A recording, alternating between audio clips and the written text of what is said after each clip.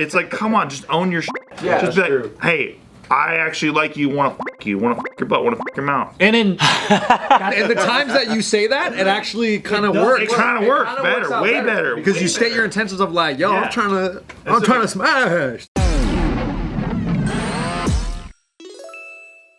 Welcome back to an episode of Careful Boys where we are going to awaken you to certain myths regarding society. And the thing I'm going to ask you today is what are some popular myths that society perpetuated when you were growing up and now you know it was bullshit? The one for me is that trade jobs were supposed to be looked down on. Oh, yeah. That's the biggest one to me. Yeah, true. working with your hands is, Yeah, they would always be like, oh, you're going to end up being a garbage man or an electrician or a... And they all make $100 grand and shit. And they are the most in demand, always have a My job, brother-in-law always was a plumber, and he was making 80 a year as an apprentice. Wow. Yeah. dude, they make like 200 grand. Electrician. Because that was a really big thing that people like they echoed that so much growing up. Like it was a bad place to end up. Going to like a trade technician. My parents didn't look down on like labor like that, but that wasn't really an option. You know what I mean? Like I wasn't in that world. My parents were like fruity musicians. Oh. So I don't think it even wasn't like my brother was actually very handy. He was a mechanic. He went to school for all that stuff. And you were very handy with yourself. I was very handy with myself, extremely handy. Yeah. But he built shelves in our garage. He would rebuild cars, sell them to Japan. Like he was very into that shit. Yeah. But for me, like I would break a lot of things. I remember even picking classes, in high school, and then I'm like, for elective, maybe I'll do auto. And my mom would be like, ugh, what? Yeah. Like, why would you even want to venture into that? Those guys crush it. And I'm now I look back, I'm like, isn't it good to know how to do all the things to your own car? 100%. Well, think about all of our high school friends, right? That went the the blue collar route. We have Derek that went the roofing. We have, even cops I would consider blue collar. They're making $300K plus. Like, I'm just like, wait, all of our friends who went to university did the whole college route. They were going to go into white collar jobs. Where are they now? Are they making as much as our friends who straight out of high school? Not if they had a psych degree. Electrician. Or lesbian dance theory. Yeah. Ben Shapiro. Ben Shapiro. Lesbian dance theory. It's most reliable Lesbian dance punchline. theory. And I think going back to even the college thing.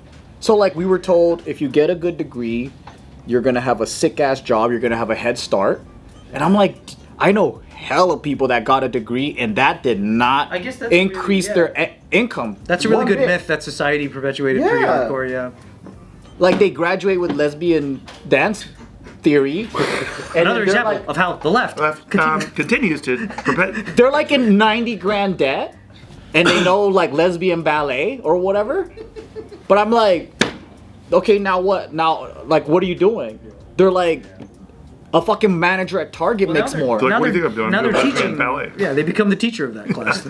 Red meat is really bad for you and will cardiac arrest you. Oh. So that was like the one, especially like in the 90s and even early 2000s. Cookie with lard or whatever. Oh, yeah. Red meat, man, was like the devil. Yeah, it's the devil. Yeah. And it was like, you can't eat that much steak, and everyone thought that. Everyone. They will always say, turned out to be total bullshit. Yeah, doctors tell you now, like, don't do this.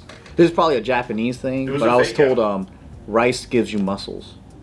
You gotta eat your rice, that'll give you muscles. I mean, that's true. Did Chinese people tell you that too? My mom told me to eat noodles to get taller. My mom told me to jump a lot to get taller. Noodles to get jump a lot? Dude, I would come back and play basketball in the backyard. She'd be like, good, yeah, just keep jumping. You'll get taller. My mom would say the same shit. Yeah. Mom told me to keep being white to be taller. And I did. But how many of that do you think it was like they actually believed it or they thought it was cute to lie to a kid? I think they were dumb. You think they were serious? I think combination of both. Dumbasses. I think it's just biases. Yeah. It's like you said, like whatever your parents aren't, they don't want you to do that. Yeah. That was so cool. Some shit too is like, it's like learned shit through your parents and how ignorant they probably were. Like every New Year's, my mom believes in eating black-eyed peas for luck, and I'm like, you guys had a string of really bad luck every year. We fucking ate black-eyed peas. This is not working. I don't know about that shit now. But that was like an old wives' tale that got passed down to her. Like, shit like One of them that was like that is so my mom's a big believer in feng shui, and then so the house that we lived in when my parents got so like one big no is you never want to have your door open up into The fridge. into the backyard. Like if your front door can see the backyard, that's like one of the biggest. So if it can see all the way through? It's one of the biggest feng shui no-nos, and I think that's supposed to be Isn't that your house right now? exactly. So it's supposed to be like you're gonna be divorced. So that was the house that we own where my parents got divorced, and because like everything that happened, it was like, wait, so it's not because you guys didn't communicate or you guys don't talk things through. it's your floor plan. It's like it's the floor plan that caused this. That's the funniest shit. So ever since I was a kid, I was like, no, Self-fulfilling prophecy. fuck this fucking bullshit feng shui shit. Yeah. So all the houses that we've had where you can see straight into the backyard, it has been like the best relationship with me and Gio. And it's just because as we got older, we just got better at communicating with each other. So I'm like, guys dude, worked at it. Yeah, I'm like, this is your relationship has nothing to do where the fuck your desk is facing. It's how much you guys talk. Yeah. Where your bed is near the window. Yeah, I'm like, this is fucking. Some funny So shit. many rules to that. It's crazy. Yeah, there's so much. Nikki won't let me have a TV in the bedroom when we got together. And I was like, this is going to be some bullshit. Now I love it. Why? Now it's my shit. No, it's my shit But now. what was her reason for that? Oh, well, she's just like, well, first of all, feng shui. Yeah. Feng shui. Nailed it. But no, she was like, I don't, because of that, but also I don't want the blue light on or noise at night. And I was like, fuck, I was raised in a household. First of all, I have 3 siblings, Constant blue light. 2 parents. Fucking TV was on all night in every the time. goddamn room All the while time. I'm going to sleep. So I'm used to noise. That's why even when I moved to LA, I could sleep like a baby because I'm just used to noise, traffic, blah, blah, honking, fucking whatever, bullets, gunshots in Koreatown. Not kidding. So it's like, I was pretty used to all that shit. But then, now my life with Nikki, I'm like, after so many years, I'm like, oh my God, it's so quiet and peaceful. I fucking love this shit. I'm never going back. I don't want a TV on. Even when I stay here, like in hotels, which I always do when I'm here, I don't turn on a TV and leave it on at night. Like, oh, get my little cheat day in with my TV at night. I don't give a fuck. I don't want it. You don't like white noise? I know I learned, exactly. I just it changed my perspective or whatever you call it. Yeah. I'm a big believer on it. Oh, you know what? Another thing that was interesting was the societal perpetuation that, like, the drugs problem. They made it look like everybody had drugs. I don't know if you remember seeing that anti-drug, the war on drugs. All the commercials for kids was just like other kids just having every drug in their hand. Oh, what do you want? Some uppers, downers, cocaine, heroin? What do you want? And I was like, oh no, that could happen to me. But like nobody ever came up to me. Nobody slangs all at once. Yeah, it was never. That's how you get arrested, you know what I mean? And like like in every sitcom, it was always like, oh, he doesn't want to do drugs, he's whack. And it's like, no, that didn't really happen in real life. Yeah, Everyone's like, all right, cool. That and like drugs are cool. they were cool, but Smoking's then, cool too. But also, I never ran into the situation of like everyone in the room was doing drugs, but only me, and they thought I was an idiot. Didn't you run exactly into that situation? No, that was a girl that I was dating, and we acted like it was normal. No, but you know how like you're the guy who like never drinks or does drugs, but you're like in the craziest party house. Yeah, but nobody. That's the thing. No one ever made me feel bad about it. Oh, that's cool. Oh, they just talked about it being on your back. Yeah, Stupid. Probably.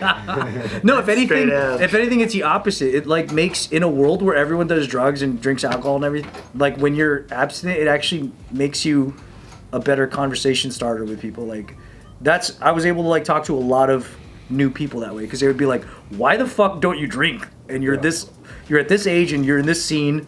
How do you not do it? How do you deal with this shit?" Because it wasn't like I was boring. I was also crazy and wild. So no, it didn't occur to people that I was sober. Right. It's such a crazy juxtaposition. I think if you stand there and you just do this in the room, then you're just a buzzkill regardless. Yeah. That's how I would do it. That's me too, honestly. Like, when are we leaving? I always thought I was high, but I was sober. You're high. People used to think I was drunk all the time too. You know, when I was a kid, I definitely assumed and thought and witnessed that like the traditional concept of the man being like kind of the breadwinner and the woman and or mom being the house mom and just focusing on like the cooking and the cleaning and the raising of the children, I thought that was the normal. And I just I feel like it actually was normal for Yeah, I that think it time was too, and yeah. periods before that. But we just happen to be in our era and generation where like that's like not the thing. What up, guys? Thank you for watching us for so long. If you like what we do, please support our Patreon. Joe, tell them what we have to offer. So every week you get 2 videos. One never released director's cut, and another one too hot for YouTube, Patreon only. Every freaking week you get that, and you get access to our Discord where you can come chat with us. And ask us questions that become episodes here, because we're gonna answer them and we're gonna take it seriously, and we wanna give you the responses that you want. So come stay connected with us, join our Patreon, click the description below for full details. I was raised in a time where it's like chicks don't. It's like we think chicks don't love anal, but they love it. They slop it up. They fucking absolutely. They can only. I know I was most- asked to, and I felt harassed. It's another one of those instances where I You don't felt want to say harassed? serious stuff ever. They're like, fuck me in a butt, and I'm like, I'm not ready for that. Yeah. Really? What age was this? Early 20s. You weren't ready for that at early 20s? Hey, No, it's a big step. Because I did it, but I didn't like the reality, and it was gross. Yeah. Because they have to douche that butt. Yeah, But they don't. They got an enema the butt. They got an enema the. They always say they're gonna do it, they don't. That's an old wives' tale. You gotta douche the butt. Here's another semi-honest one. Oh, were you about to say something? It looks better in porn than in real life. I'll tell you that. Here's a semi-honest one. I think being the cuck that I've always been, the sensitive boy, the hopeless romantic growing up, I always thought that it was always about your search for love. So every single girlfriend that I had, I was always trying to make them the one, or not make them. Oh, this is a good one. I did the same Yeah, shit. that's me too. That's me too. That's me too. That's me too. I relate. Bitch boy here. It worked. Cut. It worked for you. I never dated just for fun. That's what I'm saying. It wasn't like I only did that twice. Anyways, Because you guys are good guys. Oh, thanks, Joe. Nah, we're cucks, dude. We feed me cum. but Come in my eyes. you know, it's not about like you should just fuck around when you're young, but it's more about like everybody's still finding themselves more than you know. So like, you know, if I would have been able to go back and do it again, I wouldn't have put so much pressure on always needing to make sure it was finding love, because I think that you know what I mean? I could have just maybe learned more about myself and other people versus like needing it to be something that I was hoping for. Well, it's because there's the guilt attached to like I can't just use this for fun. It has to be like meaningful. Yeah. Right. That's how I felt too.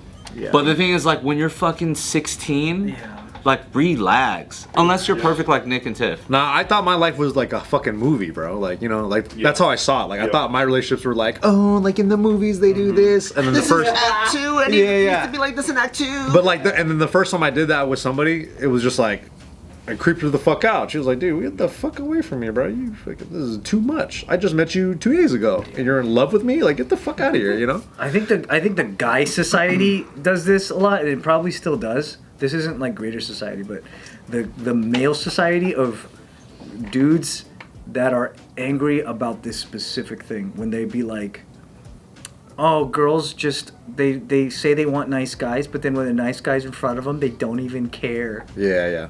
That's loser mentality. But it's like that was never. It That was like, me mentality. That was me mentality. But the funny That's thing why I'm is mad that at it those was- guys. I'm like, I shake them. You're supposed to grow out of that. You know what I mean? Like when you're past college and you're still that way, that's when it's weird. Self-actualization is really important. I think everyone gets a turn on that ride where they get that feeling of like, oh, I was the nice guy and I got shafted. Yeah.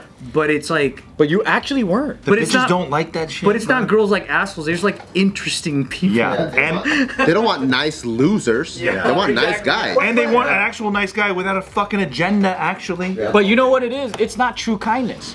It's very manipulative. It's trying to be a good boy so you get your dick sucked. And it's such a We've all been there. It's such a fake way of being kind. Yeah, and I never got the grand prize. same. It's like they're trying to earn. I was always a bridesmaid. Day to this day. And I think Stupid. guys can't see that because they're so infatuated. And they think they're doing everything right. And I was like looking back like, that's so cringe. That was me in 9th grade. I was nefarious. I was a villain. I was a sneaky villain in the shadows. That was nefarious. Oh yeah. It's like, come on, just own your shit. Yeah, just be like, hey, I actually like you, want to fuck your butt, want to fuck your mouth. And then And the times that you say that, it actually kind of works. It kind of works better, way better. Because you state your intentions of like, yo, I'm trying to smash. That was high school Nick, dude. nervous voice. Hell yeah. I'm trying to smash. And they're like, yo, what is I'm that? turning the fanny pack to the side right now. Yeah. Trying to get this one quick. It's just jabbed with condoms. Unused, old. You never want to know what's in here. Yeah. You see that ring, baby? Oh, that's a condom. Yeah. To piggyback off of Anthony though, and like talking about real shit. Like I was convinced when I was growing up, and like I talked to, so my friend's dad was a doctor, and I talked to him about so many times about women and like how it's like how to, you know. He's like, where's the clitoris? Honestly, yeah. And he showed me the female orgasm doesn't exist. Fucking dumb. It's fake. So that helped me a lot. And I'm a doctor. Yeah, he's like, I'm a fucking would doctor. know. Look at this shit. MD. And I was like, oh shit. I'm a chiropractor. See? It says MD. I used to think only geniuses went to college. Like it was a special, exclusive place. I thought the standard was like high school. But then after that, like, you know, you gotta be like really smart or special and a researcher and all that stuff in order to go to college. And now I know it's the opposite. Yeah. There's a lot of dumb fucks. Oh yeah. There's a lot of dumb motherfuckers that go to college. Picking back off of that, I used to always tell myself like, and people would tell me this too, is like, oh, you're just not good at math. It's fine, whatever. Like any subject. So I'd always tell myself like, oh, I'm not good at it, so then I won't even fucking touch it. But in reality, it's like, I feel like if I had someone telling me like, no, you gotta fucking just do your reps, you gotta do, and I think I carried that with me until I got to like my mid-20s and realized like, oh yeah, this is just some weird fucking story that you tell yourself about your own skills. Yeah. And then it's easier to be like, oh, I'm not good at that, so I'm just not going to even do it. Right. Yep. And that kind of fucks you over in the end. Self-defeating prophecy. 100%. Yeah. Yeah. That's a big one for me. Yeah, that's good. It's hard to get That's caught a good in one. that. Yeah. That's a real one. That's the first real one. Thank you. No, the making girls come too much. That's fucking my thing. Yeah. There's a lot of societal like. I feel like it's so different back then too because it's such a long ass time ago, man. One of the things that I was like really emphasized by my mom was doing well in school and like trying to like know a fuck ton, get educated and have high IQ to get a good job. And then I realized later on, like one of my business mentors told me, he was like, skills get you the job, but your character helps you keep it. So you know how many people are so fucking talented, like, oh fuck yeah, we'll get this guy on the gig. And then he comes on the gig and the whole team hates them.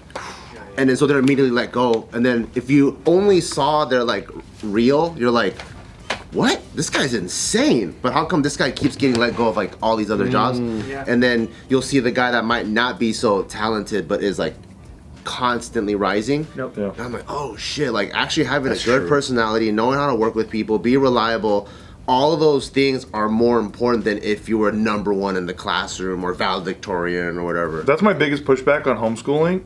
Is I don't know what the social skills building will be, because like if you only homeschool and you give them no social interaction with other kids in general, I think some of us developed so well because of social interactions we have with other kids more than we did educationally. That's for sure. So, you know what I mean? Like, but it is Because you could be a genius and then be an asshole and everyone hates you. that's it, and it's about people skills. People skills sometimes can get you in the door better than anything else. Yeah, for real. Yeah. I would say like having the skill to sell is probably the best thing that you can teach a kid. Oh, that's huge. Dude, I hated the myth that when you're young, to be like, dude, life is not all about money. And it's like, bitch, it is. 99%. Every month is about money. Every month. Like, you could have just said that. beginning of the month to the end of the month, it's all about money. Separated the moral factor, but still understood the fact. Right. Exactly. Yeah. You can still have both. Yeah. You don't have to scare people, but you should just tell them the truth. Yeah. Unless you're a trust fund baby, or you never have to worry about paying your bills. It is such a fucking real Which thing. none of us ever was. Because most of us, What is bills? Or Bernie Madoff's kid. most but of us have to find a saying way to pay oil's bills. bad for you. And it's like, Is it though? It's like easy for you to say you're a trust fund kid. Yeah, like easy for you none to of us. Don't get Amazon packages then. Fuck you. Go fuck yourself. also when I was younger, they were like, dude, 9/11 was done by terrorists. See, here we go. Here we fucking go. Boy, were they wrong. Yeah. Hey, for real though, side, because it's almost over. You've seen Loose Change, right? He sends me links to it every fucking other But he thinks even Front to back, dude. Wait, you seen it for real? Of course, dude. All I'm saying is I won this video. But what do you think when you first saw it? Loose change? Honestly? Dude, I subscribe.